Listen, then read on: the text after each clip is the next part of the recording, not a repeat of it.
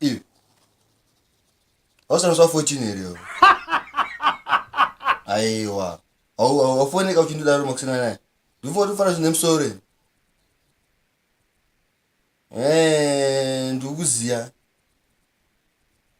Ufurwa neshamwa dzako kazochengerwa mapresents ka. Ndakuudza kujara. Iwe wazoti wada nemkomana asina kana mari. Iwe unotasira chiku munezi mdanzo. Iwe shamwa dzako wakomana chindeve hip hop. Ndana stanaka. Wanopo wazuna na Olinta. Onzo. Isusu tiri mageto eche zimdanzo. Atina zvinova zvinochidawo kaisusu. Unoviziya ndekuudza kubva kujara. Wefunga kuti mafanisi. Unozi tarisa nyaya sezimdanzo. Chalavu cheche akabhadhara lobola $10. Onzo mune zimdanzo.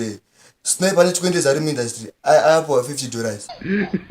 Anachoki vibes wangashirwa matickets ku South Africa. Wanoita $500 bazaar. Onzo ndimune zimdanzo. Vale kutazi. Unoda zvinhu yo. Unoda zvinhu yo. Bo. Icha vanenge chiita vanenge chiita.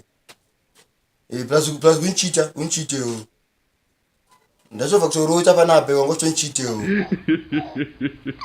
Yongo tune face wango nayo. Sana nini shama, sana nini. Ande zvako. Bo dotovhura shop. Unoona komana hobo dodopuwa mama mavhale hobo. Dovhura shop. Uri nyucheri yo inoda maruva. Toza kundiraira. Vale utasi. Roda zvevhale nana Bobby Valentino.